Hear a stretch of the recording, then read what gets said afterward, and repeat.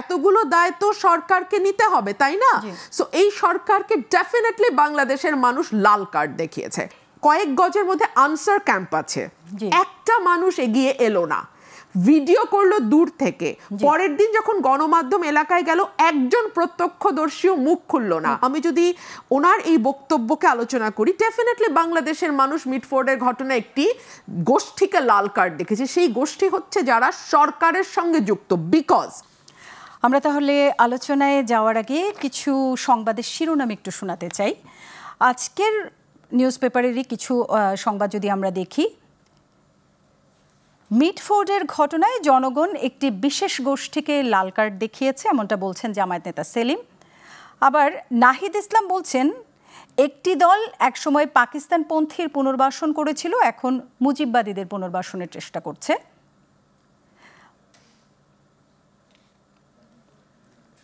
আমরা এই যে সংবাদগুলো দেখলাম আজকের যে সংবাদপত্রের, এগুলোর মধ্যে যেটা দেখা যাচ্ছে যে রাজনৈতিক দলগুলোর মধ্যে একটা মতানৈক্য, একটা বিভেদ আছে। এই রাজনৈতিক বিভেদ কি দেশের গণতান্ত্রিক কাঠামো বা অর্থনৈতিক স্থিতিশীলতার জন্য হুমকি হয়ে দাঁড়াচ্ছে? আপনাকে অসংখ্য ধন্যবাদ। এই ধরনের বিভেদ বা বাদানুবাদ তো স্বাভাবিক, রাজনীতিতে থাকবেই।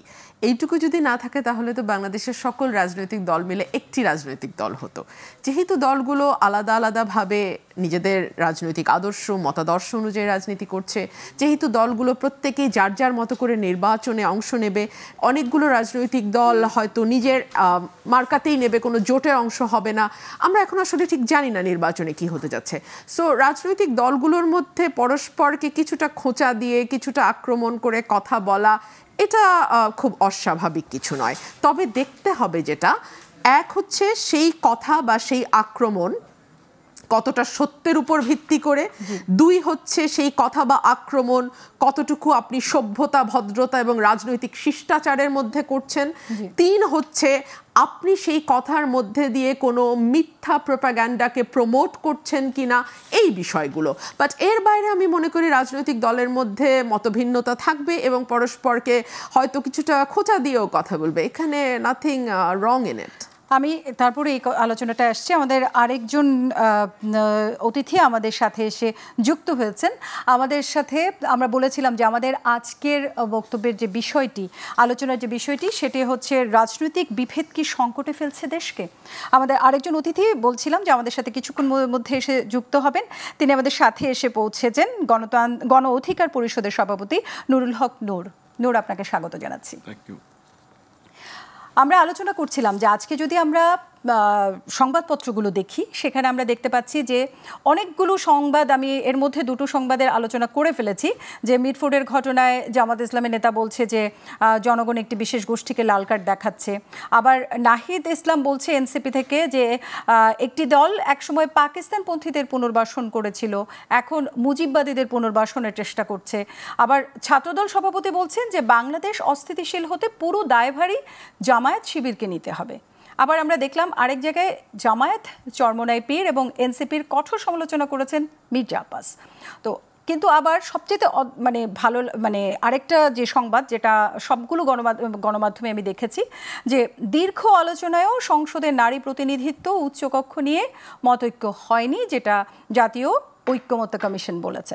তো এই যে আমাদের এই মতানৈক্যটা, সেটা নিয়েই বলছিলাম যে এই বিভেদটা, রাজনৈতিক দলগুলোর মধ্যে যে বিভেদটা, যেটা ব্যারিস্টার রুমিন ফারহানা বলছিলেন যে এই ধরনের মতানৈক্য থাকতেই পারে, কিন্তু একটি দল আরেকটি দলকে আক্রমণ করে কথা বলতেই পারে, কিন্তু এটার একটা সীমা আছে, কতটুকু পর্যন্ত মানুষ সেটাকে করতে চাচ্ছি। হ্যাঁ, দেখুন, আপনি খেয়াল করবেন কথাগুলো যখন বলা হচ্ছে অন্যান্য দল থেকে, বিএনপি কিন্তু ডিরেক্টলি বলছে কোন দলকে সে ইন্ডিকেট করছে, কোন দলকে সে দোষ দিচ্ছে, এটা কিন্তু বিএনপি সরাসরি বলছে। কিন্তু অন্য রাজনৈতিক দলগুলো, ফর এক্সাম্পল এনসিপি বলছে একটি দল এক সময় স্বাধীন পাকিস্তানপন্থীদেরকে পুনর্বাসন করেছে, এখন মুজিববাদকে পুনর্বাসন করছে। আবার আমি দেখতে পাচ্ছি যে আমাদের জামায়াতে ইসলাম থেকে বলা হচ্ছে যে একটি দল মিটফোর্ডের ঘটনার পরে একটি দলকে লাল কার্ড দেখিয়েছে। ওনারা আসলে কাদেরকে মিন করছে? আমি যদি, যেহেতু উনি কোনো স্পেসিফিক দলের কথা বলেন নাই, আমি যদি ওনার এই বক্তব্যকে আলোচনা করি, ডেফিনেটলি বাংলাদেশের মানুষ মিটফোর্ডের ঘটনায় একটি গোষ্ঠীকে লাল কার্ড দেখেছে। সেই গোষ্ঠী হচ্ছে যারা সরকারের সঙ্গে যুক্ত। বিকজ এই সময়ে বাংলাদেশে আইন শৃঙ্খলা পরিস্থিতি এই জায়গায় এসে ঠেকবার পেছনে সরকারের একটি বিরাট দায় আছে। প্রকাশ্য দিবালোকে পাথর দিয়ে একজন মানুষকে হত্যা করা হলো মিটফোর্ডের মতন ব্যস্ত এলাকায়। মানে বলা যায় যে মিটফোর্ড বাংলাদেশে ঢাকা শহরের মধ্যে ব্যস্ততম এলাকা, তাই না? সেখানে কয়েক গজের মধ্যে আনসার ক্যাম্প আছে, একটা মানুষ এগিয়ে এলো না, ভিডিও করলো দূর থেকে। পরের দিন যখন গণমাধ্যম এলাকায় গেল, একজন প্রত্যক্ষদর্শীও মুখ খুললো না। ভিডিওতে যাকে দেখা গেল তাকে বিএনপির ভারপ্রাপ্ত চেয়ারম্যান বললেন যে কেন তাকে গ্রেপ্তার করা হচ্ছে না। পাল্টা আমরা মানে পরিবার থেকে, ভিকটিমের ফ্যামিলি থেকে বলা হলো এজাহার পুলিশ বদলেছে। এই যে এতগুলো দায় সুলতানা, এতগুলো দায় তো সরকারকে নিতে হবে, তাই না? সো এই সরকারকে ডেফিনেটলি বাংলাদেশের মানুষ লাল কার্ড দেখিয়েছে। আর বিএনপি কোনোদিনও ইসলাম কি বলে পাকিস্তানপন্থীদেরকে, উনি যেহেতু নাম বলেন নাই তারপর আমি বলছি বিএনপিকেই নিশ্চয়ই মিন করেছেন, পাকিস্তানপন্থীদেরকে কোনোদিনও পুনর্বাসন করেন নাই। আর মুজিববাদকে পুনর্বাসনের প্রশ্নই ওঠে না। আমরা দেখেছি যে আজকে যারা এনসিপির খুব প্রমিনেন্ট মুখ, তারা কিন্তু একসময় ছাত্রলীগ হয়ে, যুবলীগ হয়ে, কোনো মতে আওয়ামী লীগ হয়ে রং গুটিয়ে ভিন্ন রঙে রাজনীতি করে 15 বছর টিকে ছিল। বিএনপিকে কিন্তু আপনি দেখবেন না যে মুখে এক কাজে আরেক, মুখে বিএনপি কাজে আওয়ামী লীগ, এটা বিএনপি কোনোদিনও করে না। সুতরাং যত নির্যাতন বলেন, যত মামলা হামলা বলেন, যত রকম নিবর্তনমূলক অত্যাচার বলেন, এটা কিন্তু 15 বছর ধরে বিএনপির নেতাকর্মীদেরকেই ভোগ করতে হয়েছে। সুতরাং বিএনপি মুজিববাদকে বা আওয়ামী লীগকে, মুজিববাদ বলে তো কিছু নাই, আওয়ামী লীগকে পুনর্বাসন করতে চাইছে, এই কথাটি একেবারেই অসত্য কথা। আমি এই জায়গাটাতেই বলছিলাম যে আমার কথাগুলো কোনো মিথ্যাকে ছড়াচ্ছে কিনা, আক্রমণ করতে গিয়ে আমি কোনো প্রোপাগ্যান্ডাকে উস্কে দিচ্ছি কিনা, সেটা আমাদের খেয়াল রাখা উচিত।